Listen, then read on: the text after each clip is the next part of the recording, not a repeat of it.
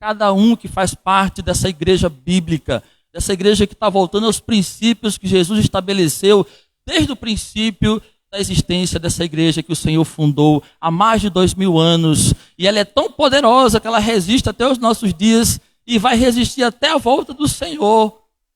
E o bom é que a gente viva aquilo que Deus já estabeleceu para a nossa vida, os propósitos do Senhor para a nossa vida. Eles passam por essa jornada de rio que nós somos até o Senhor voltar ou Ele nos convocar para a santa e eterna mansão celestial.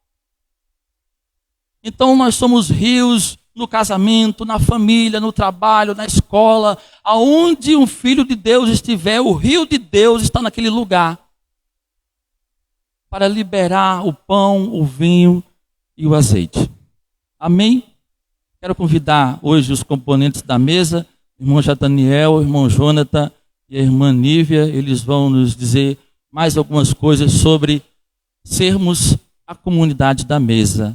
O povo que senta com o Pai, é alimentado pelo Pai, e ao sair da mesa, sai com essa incumbência ou responsabilidade ou compromisso de ser alimento por onde passar.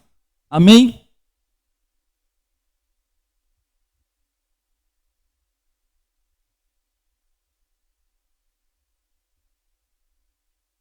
Graça e paz, meus queridos. É uma honra para nós estarmos assentados nessa mesa mais uma vez. Somos gratos a Deus, porque hoje, em que essa série de sermões da comunidade da mesa, nós vamos refletir um pouco sobre como a família, se relaciona com a comunidade da mesa. Estamos aqui em família, minha esposa, meu irmão, nada mais adequado, nada mais família do que estarmos aqui em família para refletirmos um pouco sobre esse tema família. E também, diante de nós, assentada à mesa, também a família que Deus nos deu aqui na terra como igreja, que é a Igreja Batista aqui em Capuí. Estamos felizes e somos gratos a Deus por essa oportunidade.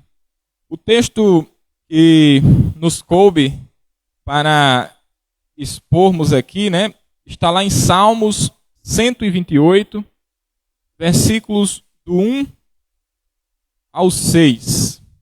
Salmos 128, versículos do 1 ao 6. Um lindo salmo. Não sabemos ao certo qual foi o autor desse salmo. Enquanto os irmãos procuram, eu vou falando aqui.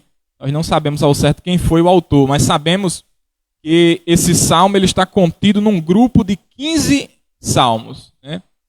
Desde o Salmo 120 até o Salmo 134, que é chamado os Salmos do Peregrino, os Cânticos do Peregrino. E provavelmente eram os hinos que os judeus entoavam quando iam para as festas judaicas, ou a Páscoa, ou outras festas, ou mesmo o hino que os peregrinos, quando regressavam da Babilônia, entoavam, quando estavam voltando para Sião. Faziam parte desses cânticos que foram confeccionados pelo povo de Deus enquanto voltavam, quando regressavam para Sião. Então, são hinos maravilhosos que refletem sobre como reestruturar a família, como o valor da família para a nação de Israel, a paz de Jerusalém. Todos esses temas perpassam esses salmos. Então, vamos à leitura desse belo salmo. Diz assim: como é feliz aquele que teme o Senhor, que anda em seus caminhos. Você desfrutará o fruto do seu trabalho e será feliz e próspero. Sua esposa será como videira frutífera que floresce em seu lar. Seus filhos serão como brotos de oliveira ao redor da sua mesa. Esta é a bênção do Senhor para aquele que o teme. Que o Senhor o abençoe desde Sião. Que você veja a prosperidade de Jerusalém enquanto viver. que você viva para ver os seus netos e que Israel tenha paz. Né? Glória a Deus por esse salmo, que é uma bênção, né, para a nossa vida. Então, nós queremos iniciar aqui falando um pouco sobre esse modelo, né, de família. Toda sociedade tem um modelo de família. Né? Todas as épocas, né, os egípcios, os gregos, tiveram seus modelos de família e nós hoje temos. Se for perguntar para alguém, para um jovem, por exemplo, que antes de constituir família, ele vai dizer, não, eu quero ter uma esposa bonita, uma esposa sábia, eu quero ter 2 filhos. Lá por Jerusalém, às vezes, pensava em 12 filhos, né? Mais filhos, mas hoje o nosso modelo é menos. Quero ter 2 filhos, eu quero ter um carro do ano, eu quero ter uma casa dentro de um condomínio. Né? Talvez faça parte do que a sociedade de hoje pensa como família. E hoje nós temos aqui um salmo que reflete sobre o que o povo judeu, né, o que o judeu pensava naquela época sobre o que era esse padrão de família, né? E o que é essa bênção do Senhor, o que é uma família abençoada, o que é uma família feliz, o que é uma família que é abençoada por Deus, né? Nós refletiremos um pouco sobre isso, né? O Salmo nos explica bastantes coisas que os nossos irmãos aqui, a nossa família vai nos ajudar a entender o que esse Salmo está nos dizendo. Primeiramente eu queria dizer também que esse Salmo está dividido em 2 partes. Do versículo 1 ao versículo 4, está falando da família. Ali, do versículo 1 até o versículo 4, está falando a família olhando para dentro da família. E o versículo 5 e 6 está com um olhar para a nação, como a família se relaciona com a nação de Israel. Nós vamos entender isso ao certo, mas queria que os irmãos guardassem isso. Do versículo 1 ao versículo 4, nós vamos refletir sobre como se dá essa relação ali da família, como a bênção do Senhor se processa no seio da família. E depois nós vamos entender como isso extrapola para a nação, para a igreja, e como a família é abençoada e abençoa essas comunidades maiores, né? Porque nós sabemos que a comunidade da mesa, ela é composta por famílias. Né? Deus resolveu fazer assim, que a comunidade da mesa fosse composta por família. E aí, eu leio aqui o versículo 1, um versículo que vai dizer, como é feliz aquele que teme ao Senhor e que anda nos seus caminhos. Em outras versões vai dizer, bem-aventurado aquele que teme ao Senhor e anda nos seus caminhos. Né? Bem-aventurado aquele que teme ao Senhor e anda nos seus caminhos. Aí eu pergunto, Jonatas, o que você tem a me dizer sobre esse temor do Senhor? Oi. Primeiramente, deixar claro aos irmãos, né, que muitas vezes a palavra temor, né, pode gerar em nossa cabeça, né, uma espécie de medo, né, de receio. Mas não é esse o caso aqui, né? O temor de Deus não é um medo de Deus, né? Esse aqui é uma forma respeitosa, né? É aquele respeito, a espiritualidade do verdadeiro cristão, podemos colocar dessa forma, né? Aquele que teme ao Senhor é aquele que guarda os seus preceitos, né? É aquele que reverencia a Deus, não é aquele que tem medo de Deus, né? É aquele que seguia os preceitos divinos, por isso que a gente chama a expressão temente, né? Os tementes a Deus, né? E aí, esse temor é o ponto de partida, né, do Salmo, é aquilo que vai colocar as bênçãos que se seguem, né? E aí quando a gente vai lá para João capítulo 28, aliás, Jó 28, 28, né? E disse ao homem, eis que o temor do Senhor é a sabedoria, e o apartar-se do mal é a inteligência, né? Ou seja, aquele homem que se desvia do mal, ele é considerado aquele que teme a Deus, né? Aquele que procura viver uma vida de retidão e sempre se apartando do mal, né? Então, essa ideia de temor de Deus aqui presente no texto é justamente aquele indivíduo que era irrepreensível para a comunidade, né? Era o pai de família exemplar, né? Aquela pessoa que toda a comunidade tomava e olhava. Aquele é um exemplo de um pai de família, né? Então a família estruturada, né, ela partia em que os membros, todos eles, né, tinha o pai de família, tinha a matriarca da casa, né, tinha os filhos, e todos eles não se desviavam, né, todos eles eram tementes a Deus, né, e isso trazia, vamos dizer assim, a ideia de obediência, né, aquele que, a verdadeira sabedoria, né, considerada na Bíblia, né, que a gente acabou de ler aqui, é justamente aqueles que obedecem, que conseguem entender que o obedecer os preceitos divinos é o melhor, né? É o que traz bens para a família, é o que traz as bênçãos para casa, né? E muitas vezes a gente pode refletir aqui, né, que às vezes a gente não entende por que a família não está, cada um está indo para um lado, cada um está indo para o outro, né? E às vezes a gente esquece, né, que para que as bênçãos de Deus venham sobre nossa família, venham sobre nossa casa, não é simplesmente a gente vir à igreja todo domingo, né? Não é simplesmente a gente aparentemente ter uma vida de igreja que vai impedir que os males caiam sobre nossa família. Não, é o verdadeiro temor de Deus, né? Se eu em casa estou ensinando ao meu filho o caminho que ele deve andar, né? Se eu estou buscando ter um bom relacionamento com minha esposa, um relacionamento de respeito, né? De harmonia, né? Se eu estou trazendo Cristo para dentro do lar, se eu estou sentando à mesa com minha família, né? O momento de sentar à mesa, muitas vezes é um momento que nós devemos ter comunhão, não somente com os membros, o restante dos membros da família, mas também uma comunhão com Deus, né? Uma comunhão vertical, né? Será que nós estamos observando esse temor, né? E isso é o que vai determinar se a nossa família vai seguir recebendo as bênçãos, a prosperidade da mesa, né? Os frutos do trabalho, que é o que a gente vai ver nos determinados pontos a seguir, né? Muito bem. Então, o salmista aqui, tem gente que gosta de começar a comer o bolo pelas beiradas, né? O salmista ele começou a comer pela cereja, né? E a cereja do bolo é justamente isso. Feliz aquele que tem o temor do Senhor, aquele que teme ao Senhor é feliz. Ou seja, o segredo de uma família feliz está no temor do Senhor.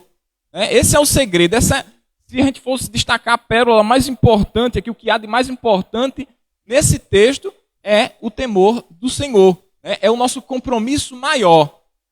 Além do nosso compromisso com o trabalho, que a gente vai ver, o nosso compromisso com a nossa esposa, o nosso compromisso com os nossos filhos, o nosso compromisso com o Senhor deve estar acima de tudo e de todos. Era um dos mandamentos para o israelita. Teme ao Senhor de todo o teu coração, de todo o teu entendimento, de todas as tuas forças. Então, essa entrega ao Senhor, entender que o nosso temor deve estar no Senhor, é a cereja desse bolo e a gente começa por ela com essa verdade, né? E a partir desse temor é que emanam as outras bênçãos que nós vamos ver a partir do versículo 2, né? Bênçãos do Senhor para a família cristã, para a família que teme ao Senhor, para a família que anda nos caminhos do Senhor. Então o versículo 2 diz assim: você desfrutará o fruto de seu trabalho, será feliz e próspero. Nível, o que você tem a dizer sobre esse versículo, sobre essa questão do trabalho dentro da família? Alô? Boa noite, irmãos, graça e paz. Sobre o trabalho, né, nós vemos que o trabalho ele é algo ordenado por Deus, ele é dado por Deus antes da queda, né? A gente sabe que Deus criou o homem lá no jardim e quando ele o fez, ele o colocou para cuidar do jardim. Lá em Gênesis 2,15 diz: o Senhor Deus colocou o homem no jardim do Éden para cuidar dele e cultivá-lo. Então esse era o trabalho de Adão. Antes mesmo da queda, ele já tinha o trabalho. Então o trabalho em si, ele não é algo ruim, é algo bom e algo que traz dignidade, algo que é bom para o ser humano, né? O trabalho é algo que acrescenta em sua vida. Porém, com a queda, né, o trabalho ele também foi maculado. Nós vemos isso lá em Gênesis, no capítulo 3, no versículos 17 ao 19, que diz: visto que você Adão, né, deu ouvidos à sua mulher e comeu do fruto da árvore da qual ordenei a você que não comesse, maldita é a terra por sua causa. Com sofrimento, você se alimentará dela todos os dias da sua vida. Ela lhe dará espinhos e ervas daninhas, e você terá que alimentar-se das plantas do campo. Com o suor do seu rosto você comerá o seu pão, até que volte à terra, visto que dela foi tirado. Então nós vemos que esse trabalho foi maculado por causa do pecado. Agora o trabalho se torna algo árduo, mais difícil. Com o suor do seu rosto ele terá que se alimentar. Ou seja, passou a ser algo realmente que a gente chama hoje, né, trabalhoso, algo difícil, algo árduo para o homem. Mas nós vemos que através da redenção, do contato desse homem com Deus, através do temor do Senhor, nós vemos que esse trabalho pode ser redimido e trazer para o homem dignidade, prosperidade e felicidade. Nós vemos isso lá no livro de Provérbios, que fala... O livro de Provérbios é um dos livros de sabedoria, e nós encontramos lá vários versículos do Salomão, escrevendo, falando sobre como é bom o homem ser diligente, como é bom aquele que não come o pão da preguiça, aquele que não é preguiçoso, aquele que coloca a mão na massa e realmente tem essa diligência, tem esse fervor pelo trabalho, né? Então nós vemos que o judeu também era um homem, era um povo, né? Os judeus eram um povo que eles achavam importante e digno comer do seu próprio trabalho, não ser pesado a alguém durante a sua vida, né? Eles primavam por isso. Nós vemos o exemplo do apóstolo Paulo, que mesmo ele sendo um apóstolo, né, que estava fazendo constantemente viagens missionárias, indo de uma igreja a outra, mesmo assim, ele não se aproveitava disso para receber o sustento sem fazer algo em troca, vamos dizer assim. Ele não queria ser pesado àquelas igrejas. E isso era bom. Ele dizia, eu trabalho também. Era algo que ele dizia como atestando a sua dignidade, né? Ele trabalhava e esse trabalho proporcionava dignidade. Nós vemos também que é através do trabalho que Deus, ele nos faz prosperar financeiramente. É uma das maneiras que Deus nos faz prosperar financeiramente, é através do trabalho. Vemos isso lá na história de José, por exemplo. Quando José foi para o Egito e ele estava ali na casa de Potifar, Deus o abençoou e tudo que José fazia prosperava. Quando ele foi para a prisão, tudo que José fazia, ele foi colocado ali à frente dos prisioneiros, né? Ele ajudava o carcereiro e tudo que ele fazia prosperava. E quando José saiu da prisão e foi feito governador do Egito, tudo que ele fez prosperou. Era um homem diligente e que trabalhava e Deus o abençoava. Nós vemos também que uma das bênçãos que o Senhor promete ali, quando os israelitas estão na terra prometida, é referente ao trabalho. Tudo que vocês colocarem à planta dos seus pés será próspero. Então nós vemos que uma das formas de Deus nos abençoar financeiramente é através do nosso trabalho também, né? Vai trazer essa prosperidade. E uma outra coisa que nós vemos é que o trabalho ele também é uma fonte de felicidade para a pessoa que teme ao Senhor, né? Lá no livro de Eclesiastes, Salomão ele expressa várias vezes uma situação angustiante, que ele chama de mal. Algumas vezes ele chama no livro de mal, que é o trabalho árduo em vão, o trabalho que o homem não desfruta. Esse é um trabalho em vão, ele diz, é um mal que existe debaixo do sol. É você trabalhar e não comer e não usufruir do seu trabalho. É você trabalhar, é um trabalho de tolo isso, né? E o Salomão, ele diz que isso é um mal que existe debaixo do sol. Mas ele dá alguns conselhos e ele fala algumas coisas interessantes. Por exemplo, lá em Eclesiastes, no capítulo 2, versículo 24, ele diz assim: para o homem não existe nada melhor do que comer, beber e encontrar prazer em seu trabalho. E vi que isso também vem da mão de Deus. Então, e outras passagens também lá no livro de Eclesiastes, Salomão ele vai dizer que encontrar prazer no trabalho, se deleitar no seu trabalho, gostar do seu trabalho e aproveitar das dádivas que vêm dele, através do seu trabalho, isso é um presente de Deus. É algo que Deus concede para aquele que o teme. Então nós vemos que o temor do Senhor está na vida daquele homem, né, e daquele que trabalha, trazendo dignidade, trazendo prosperidade financeira também e trazendo felicidade. Ele aproveita daqueles bens e daquilo ali do suor do seu trabalho. Amém, amém. Fazer um parêntese aqui, né? Se você está gostando desse estilo de mesa aqui, né? Nessa mesa, dessa forma de expor a palavra, e você também não teve vamos dizer assim, o privilégio de participar de uma célula, procure uma das nossas células, porque é assim que funciona, né? Nossa célula é uma mesa em que nós compartilhamos a palavra, em que cada um tem a sua oportunidade de partilhar aquilo que Deus trouxe à luz, né, através da palavra de Deus, e é um momento bastante enriquecedor para todos que participam da célula. Então, procure uma célula para você participar, se você ainda não teve o privilégio. Amém? Sobre o trabalho, nós vemos aqui muito bem colocado, né, toda essa construção. O trabalho é antes da queda, né, o trabalho é uma bênção de Deus. E o que a gente poderia acrescentar aqui para amarrar a questão do trabalho é dizer que se o temor do Senhor é o nosso primeiro compromisso, né, se o temor do Senhor é o nosso primeiro compromisso enquanto membros dessa família, o trabalho vem em segundo lugar.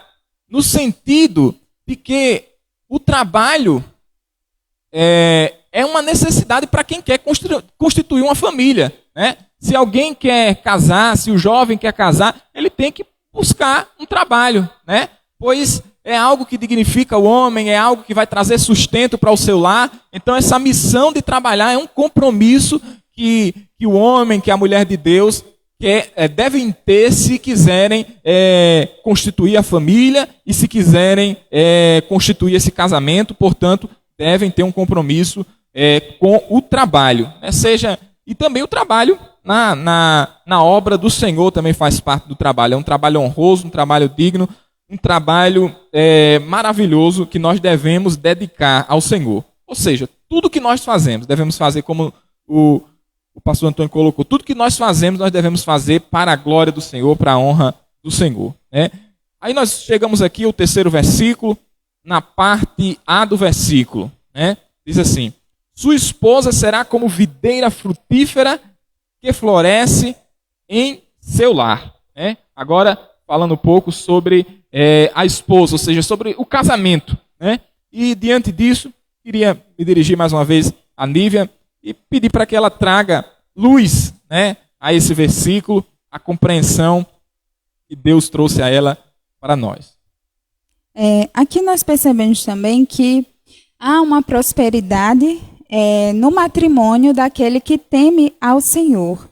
Lá em Provérbios, capítulo 19, versículo 14, diz: casas e riquezas herdam-se dos pais, mas a esposa prudente vem do Senhor. Então, o Senhor, ele abençoa, como já Daniel estava falando, aquele jovem que pretende constituir família, né? O Senhor, e é temente ao Senhor, ele busca trabalho e o Senhor o presenteia também, né, com um matrimônio feliz, com uma esposa prudente.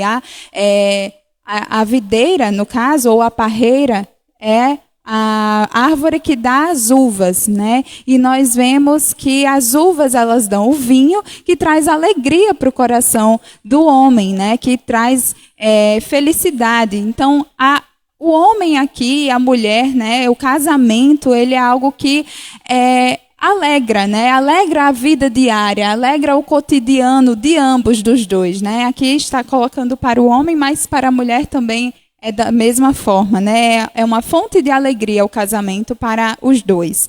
E também tem um outro versículo que está em Eclesiastes, que diz, Eclesiastes 9, 7, que diz assim: portanto vá, coma com prazer a sua comida e beba o seu vinho de coração alegre, pois Deus já se agradou do que você faz. Desfrute a vida com a mulher a quem você ama, todos os dias desta vida que Deus dá a você debaixo do sol, pois essa é a sua recompensa na vida pelo seu árduo trabalho debaixo do sol. Então, uma das recompensas, né, pelo seu árduo trabalho é desfrutar a vida, tanto dos frutos materiais que você vai colher, como também com o seu cônjuge, né, com a esposa. E mais uma vez a gente percebe que esse homem que teme ao Senhor, no livro de Provérbios nós vemos que o temor do Senhor é o princípio da sabedoria. Essa pessoa, esse homem que está descrito aqui no Salmo 128, é um homem sábio. Ele é um homem que teme o Senhor, portanto, ele é um homem sábio. E nós vemos que esse homem sábio, né, ele é louvado nas cidades. Nós vemos lá no Provérbios capítulo 31 que ele é louvado às portas da cidade.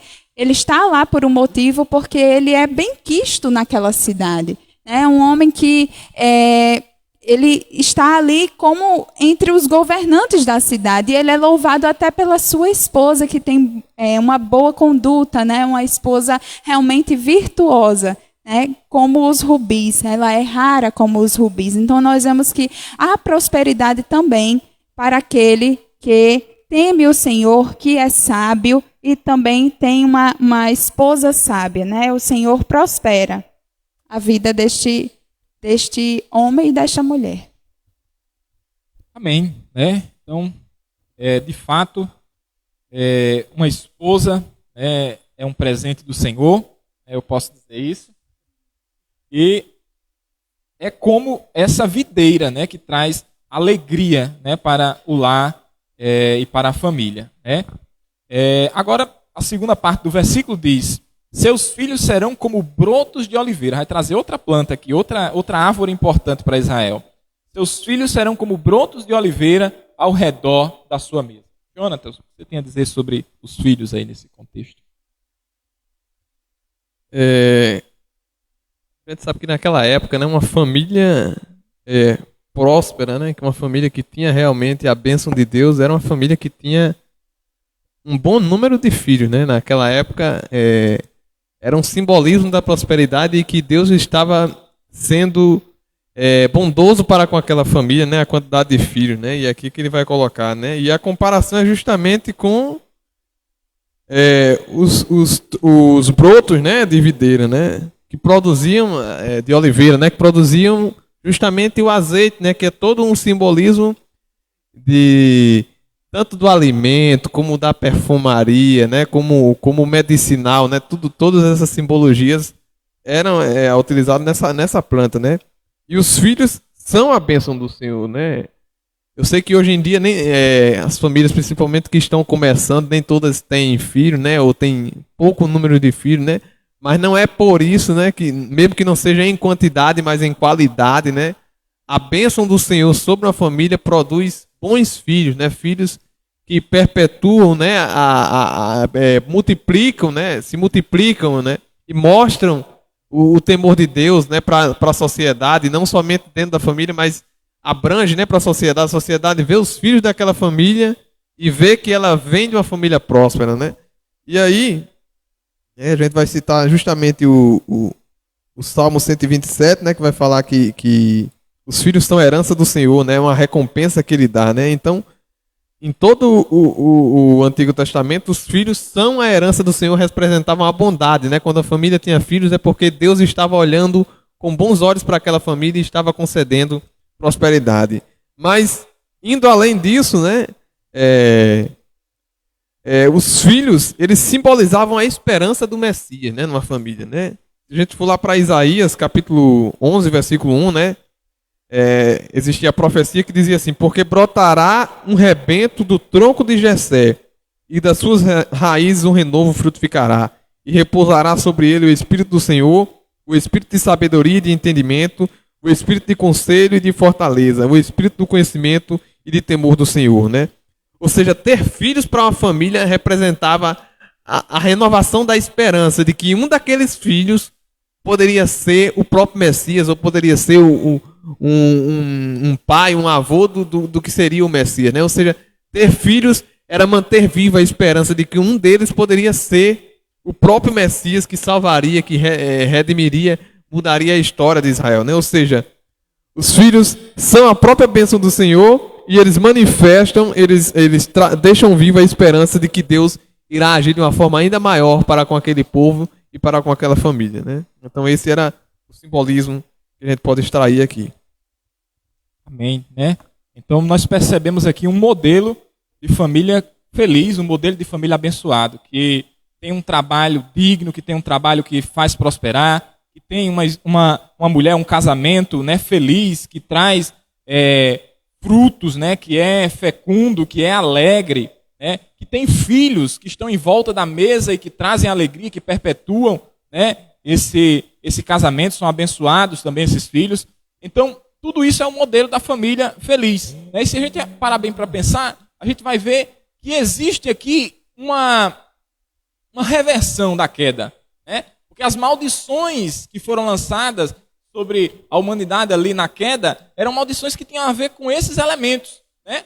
Quando Deus diz, maldito será a terra por causa de ti, a terra produzirá abrolhos, né? Espinhos, e vai ser muito difícil o trabalho vai ser cansativo, vai ser difícil, né? E aqui nós vemos um trabalho que é próspero, um trabalho que traz dignidade, ou seja, por meio do trabalho, por meio da bênção, do temor do Senhor, o trabalho vai se tornando aquilo que deveria ser novamente, algo que traz prosperidade, algo que traz alegria, algo que traz sustento. Por meio da bênção do Senhor, do temor do Senhor, também a mulher, né? Quando o texto diz, a mulher, o teu desejo será para com o teu marido, dá uma ideia de que haveria uma espécie de contenda entre o desejo da mulher e o desejo do homem, naquele contexto lá das maldições. E aqui nós vemos uma mulher que é frutífera, que traz alegria e que existe harmonia no casamento. E não mais discórdia, não mais essa quebra, né? Lá dizia também que os filhos seriam trazidos com dores, né? Os filhos seriam trazidos com dores de parto. E aqui nós vemos filhos que são abençoados, filhos que são bênção, filhos que são algo positivo. Então aquilo que o pecado vai destruindo, Deus vai trazendo a bênção por meio do temor ao Senhor. Então o temor do Senhor é o segredo, né, para que nós tenhamos essa família próspera, essa família abençoada, né? E aqui nós também podemos nos dirigir ao pai, né, e dizer, homem, tome a tua missão de trabalhar, de cultivar a terra, né, de lavrar, tome para si isso, né, Deus entregou a Adão lá a missão de cultivar e guardar. Essa era a missão que Deus entregou a ele. Então, cuide da tua família, guarde a tua família, seja o protetor, seja o provedor, falando com os homens. Com a mulher, né, o texto fala aqui de ser uma videira. Será que você está sendo essa videira na sua casa? Será que você está trazendo alegria? Será que você está trazendo bons frutos? Será que você está sendo esse vinho que traz alegria ao teu marido? Será que você está sendo essa mulher que edifica a casa? Né? E por último, os filhos. Vocês filhos, vocês que ainda não têm, vamos dizer assim, não constituíram a sua própria família, mas faz parte de uma. Será que vocês estão sendo esse broto? Né? Será que vocês estão à volta da mesa do seu pai e você transmite o legado do Senhor que o teu pai está transmitindo? Será que você é obediente? Né? Você está trazendo essa ideia da obediência ou não? Né? Então precisamos aplicar isso às nossas vidas. E agora vamos para os versículos 5 e 6 para nós caminharmos já para a conclusão. E diz assim o versículo 5: que o Senhor o abençoe desde Sião, que você veja a prosperidade de Jerusalém enquanto viver. Né? Esse versículo que vai agora falar um pouco mais além, como essa família se relaciona com a nação, né? Com a sociedade, com a igreja. Jonatas, o que você tem a nos falar sobre isso?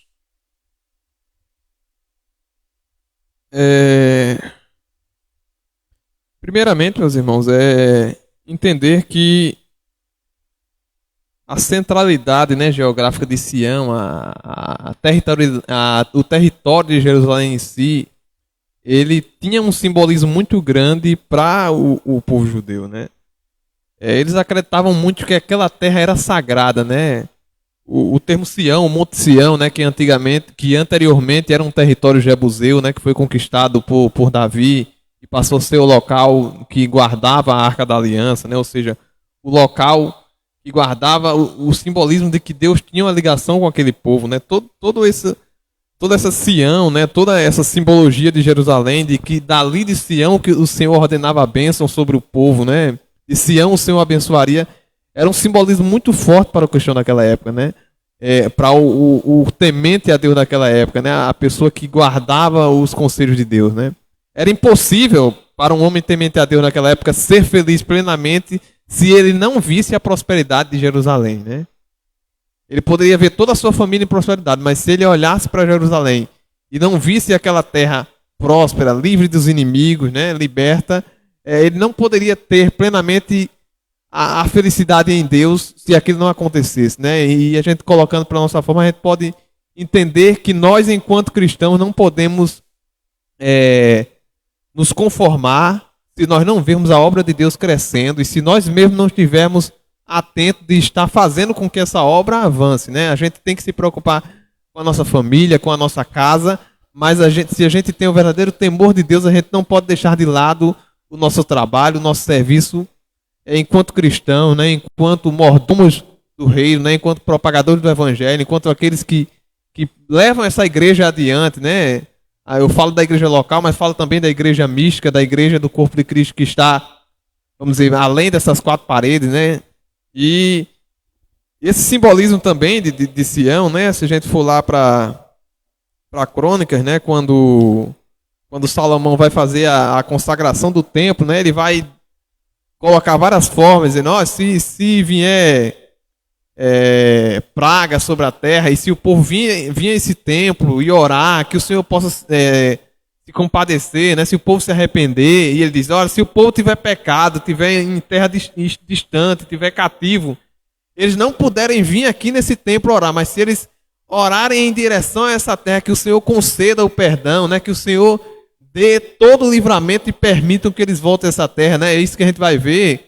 Quando Daniel está lá cativo na Babilônia, ele sempre ora com a janela voltada, né? Para Sião, para Jerusalém, porque ele tinha um simbolismo muito grande, de que de Sião o Senhor ordenaria a bênção. Quando ele olhava para Sião, ele lembrava de toda a história que Deus tinha para com aquele povo, né? De que aquele local era o local do templo, era o local que a Arca da Aliança tinha sido guardada. E ele tinha uma confiança, ele renovava a sua fé, né, de que daquele local o Senhor ordenaria a bênção, né? Ou seja, trazendo para os nossos dias, a gente deve ter essa compreensão, né? De que a nossa família é importante, mas que a prosperidade de Sião, né, simbolizava a proteção para aquela família, né? Porque se Jerusalém estava em paz, aquela família poderia ter paz e prosperidade também, né?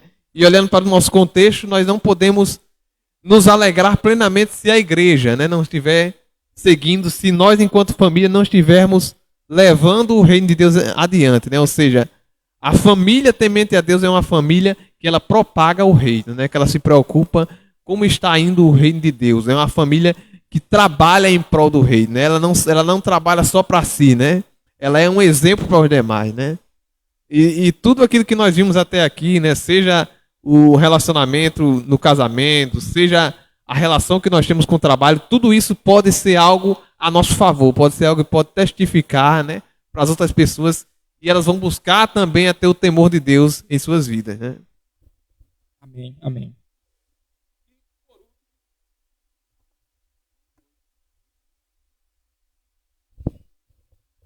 E por último, meus queridos, nós temos aqui o versículo 6, né, que vai trazer o seguinte pensamento: que você viva para ver os seus netos e que Israel tenha paz, né? Essa ideia de longevidade e de paz, né? Nível, que você tem a nos dizer dentro desse versículo? Nós vemos que a paz de Jerusalém está intimamente ligada com a longevidade, né? Porque naquela época existiam guerras, né? Uma nação se levantava contra a outra. Nós vemos que houve também, e inclusive esse salmo é escrito depois de que os israelitas, os judeus, vieram cativos de Babilônia, então nós vemos que era um contexto onde realmente existiam guerras, né? Então a paz de Jerusalém é algo que está intimamente relacionado à longevidade. Mas para o judeu, shalom, que é essa palavra, né, paz, ela também está relacionada à prosperidade e à bênção do Senhor, né? E nós vemos que uma família, né, que habita uma nação, que carrega a bênção do Senhor, a paz do Senhor, né, desfrutará de longevidade, né? E esses homens e essas mulheres poderão ver os filhos dos seus filhos, né? Uma coroa para eles ver os filhos dos seus filhos. Está escrito lá no livro de Provérbios. Novamente eu me refiro ao livro de Provérbios porque esse salmo ele me remete muito. Quando eu o li, eu me lembrei das palavras de Salomão na mesma hora. Então, eu acho que está intimamente relacionado, né? Então, nós vemos que a longevidade, ela também é uma das formas de prosperidade daquele que teme ao Senhor. Amém. Então, meus queridos, a gente olha para essa primeira parte, né, do livro, do Salmo, em que fala de um trabalho bom. O cara tem um trabalho bom, tem uma esposa maravilhosa, tem filhos maravilhosos, mas só que ele não teme ao Senhor. Às vezes a gente se depara com essa situação, né? E não foi só a gente. Asaf, lá no Salmo 73, né? Se não me falha a memória, ele parece se deparar com isso. O ímpio, né? Parece ter filhos abençoados, parece ter uma boa esposa, parece ter riqueza, mas que situação é essa, né? Então, Deus está errando a bênção aí. Porque, assim, a gente vê algumas pessoas perseguidas, que às vezes perdem os filhos na perseguição, perde família, não tem condição nem de trabalhar por causa da perseguição e parece que não está desfrutando dessas bênçãos. Aí lembra do que eu falei lá no início, o temor do Senhor é o mais importante. O temor do Senhor está acima de todas essas bênçãos aqui. Então, a primeira coisa que nós devemos observar aqui nesse texto não adianta você ter filhos com saúde nas melhores escolas, esposa maravilhosa, trabalho bom, e você não fazer parte do povo de Deus, não ser alguém que faz parte do propósito de Deus, não está servindo na casa do Senhor. Aí nós entramos aqui no que falou, a longevidade. O que foi que Asaf viu lá no Salmo 73? O fim deles, ou seja, por mais que eles tenham isso, quando chega lá no final, o fim deles é morte, o fim deles é destruição, o fim deles não é esse. Eles não têm capacidade de desfrutar dessas bênçãos.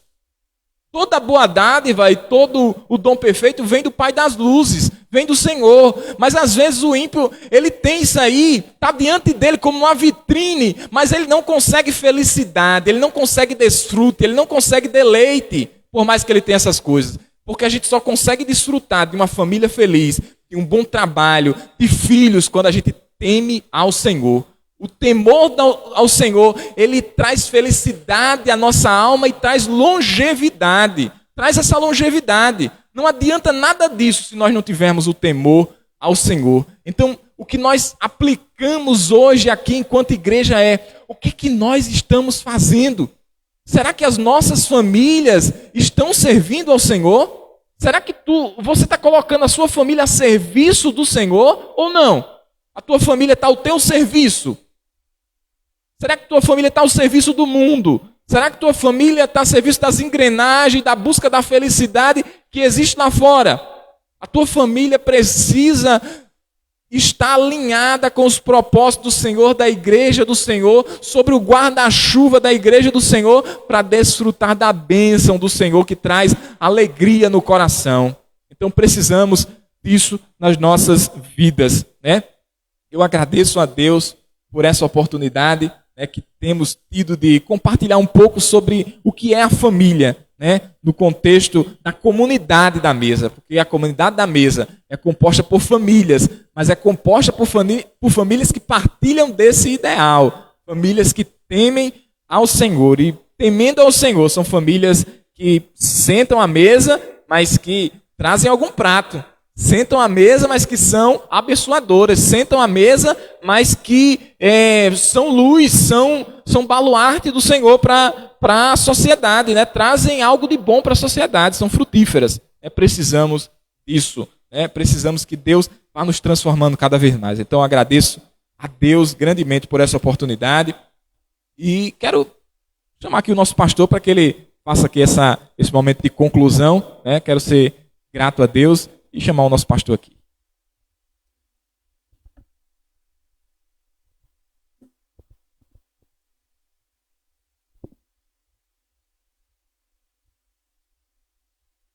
Obrigado, meu filho. Neemias tinha seus moços, o pastor Abraão também tem os seus, né? Eu quero agradecer a Deus, aos meninos, né? Jataniel, esse jovem senhor, com a sua jovem senhora, a irmã Nívia, seu irmão Jonatas, presentes de Deus para essa igreja, meninos do Senhor, né? Nasceram e cresceram na igreja, estão na igreja, e que Deus continue abençoando essas duas famílias, porque ambos são já parte de uma família. Que Deus continue abençoando as duas famílias que estão servindo aqui na casa do Senhor, nosso Deus. Eu quero ser breve, porque o pastor é quem vai impetrar a bênção hoje, pastor Antônio. Eu quero agradecer a todos vocês que chegaram aqui, que o Senhor conceda a todos uma excelente semana. Vamos expressar essa mesa que nós fazemos parte dela, em tudo que nós somos, seja no matrimônio, na família, no trabalho, na escola, não importa. Aonde um filho da mesa estiver, essa mesa seja percebida através do que cada um carrega, né? O pão, como vimos aqui, né? O homem, ele leva o sustento para sua casa, do trabalho que ele desenvolve. A esposa é a uva que alegra ali o ambiente da casa e que prepara o lugar para o seu esposo chegar no final de um dia de trabalho, e ali com os filhos ao redor da mesa, que é a azeitona, né?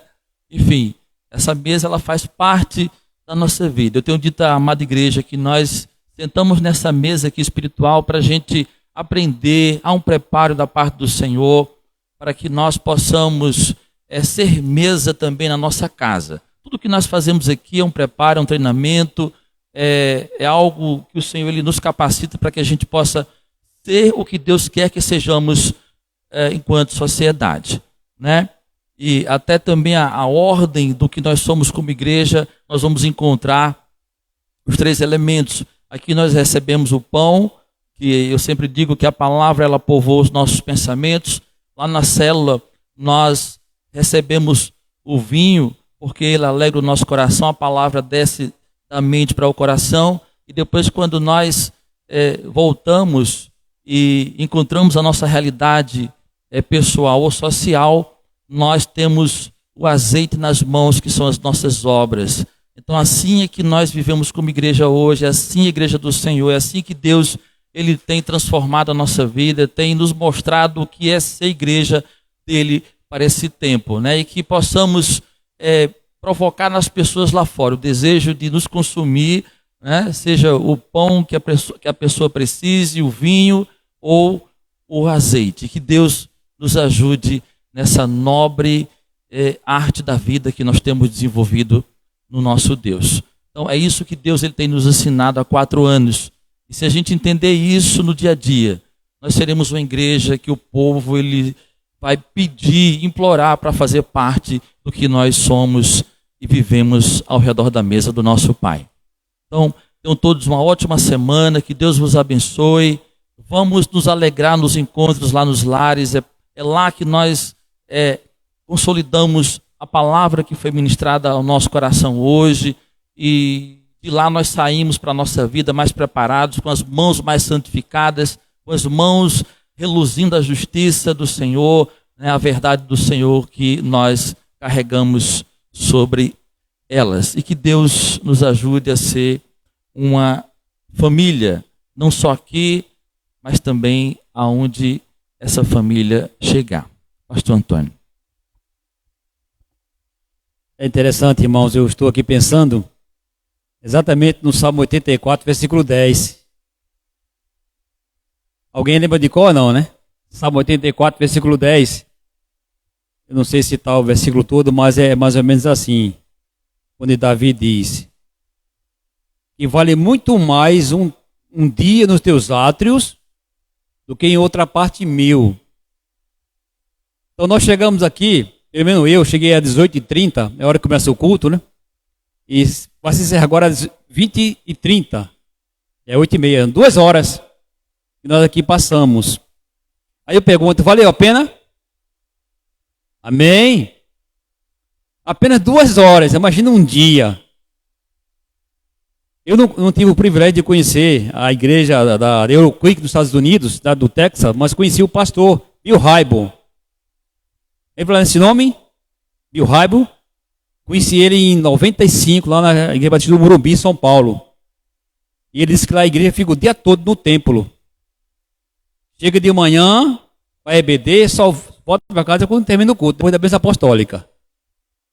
Só que na época, em 95, a igreja tinha 25 mil membros. Não sei como é que está hoje, devido, né, caiu muito o Evangelho de Cristo lá nos Estados Unidos, está realmente uma carência muito grande. Igrejas que eram o templo do Senhor, hoje é shopping, bares, sabiam disso? Igreja Batista, lá agora é um bar. Presbiteriana, é uma casa da luz vermelha. Imagina só como chegou esse ponto. Então que realmente, irmão, nós possamos valorizar apenas 2 horinhas que nós passamos aqui a cada semana.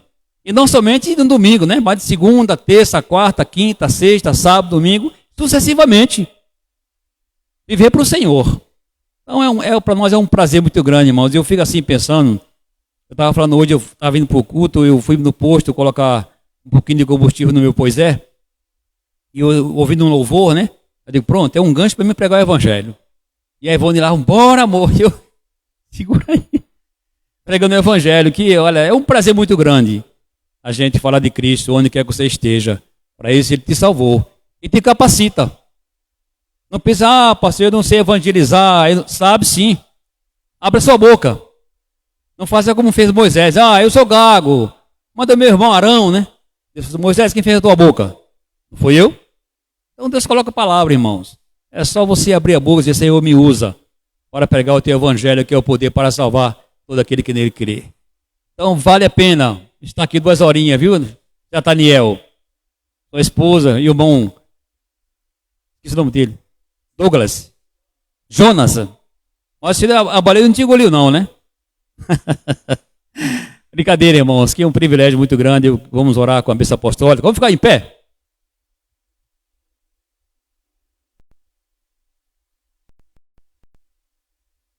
Hoje não tem o louvor, né? Já louvamos. Tá ali, ó. O cantor aqui. Eu costumo brincar, né? Que quando eu era das trevas, né? Eu fazia igual um indivíduo aí que dizia, quem é o cantor? Hoje a gente canta para Jesus, né? A gente canta para Jesus. Então, nós vamos orar e depois o irmão encerra com cântico. A gente começa cantando e termina cantando, louvando ao Senhor. Cantar ao Senhor um cântico novo. Oremos. Pai querido, Deus de amor e de imensa bondade, eu quero expressar mais uma vez a minha gratidão ao Senhor por esse tempo que teu Espírito Santo colocou no meu e no nosso coração para aqui estarmos, para aprender com o Senhor. Ó Deus, que não somente fique no nosso audição, mas desça para o nosso coração e saia pelos nossos lábios para que possamos proclamar Jesus Cristo a tempo e fora de tempo. Ó Deus, usa esta igreja para testemunhar do poder e do amor do teu evangelho e de Jesus Cristo, que tem poder para salvar todo aquele que crê nele. Obrigado, Pai, por tudo que aconteceu aqui nesta noite. A graça do Senhor Jesus Cristo, o amor de Deus o Pai e a santa consolação do Espírito Santo de Deus sejam sobre esta igreja hoje e para sempre. E a igreja diz, amém e amém. Vou em paz, meus irmãos e minhas irmãs, e tenha uma semana de vitória em nome de Jesus. Em nome de Jesus. Glória a Deus. Vamos louvar.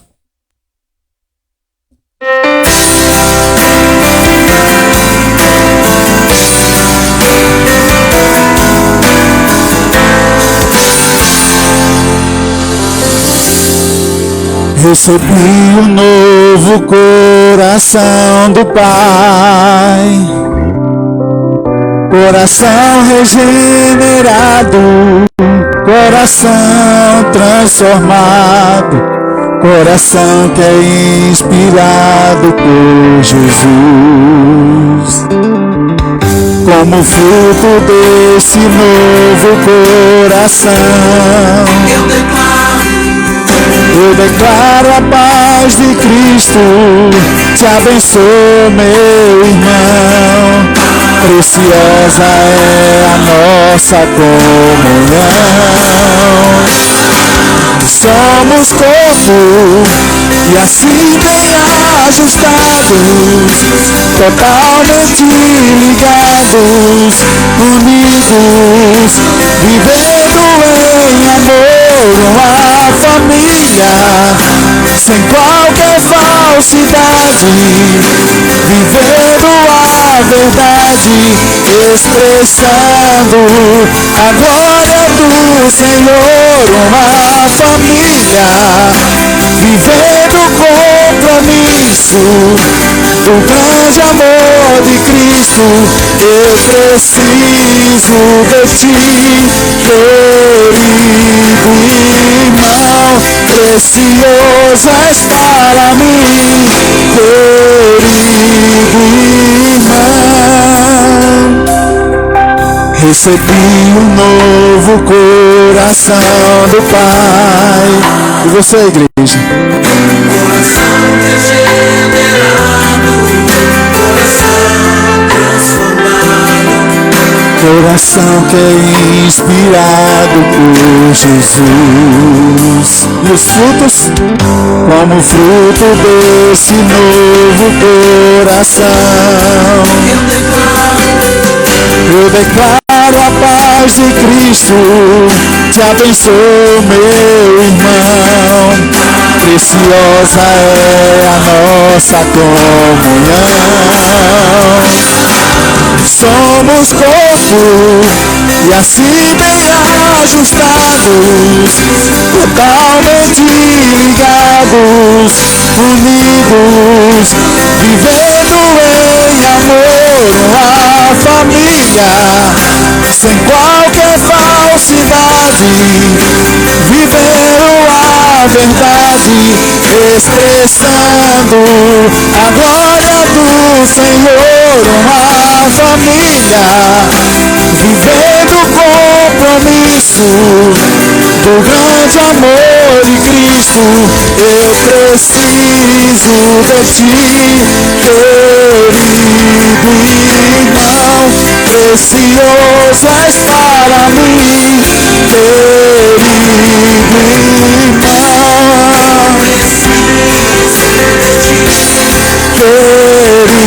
Querido irmão, precioso és para mim, querido irmão.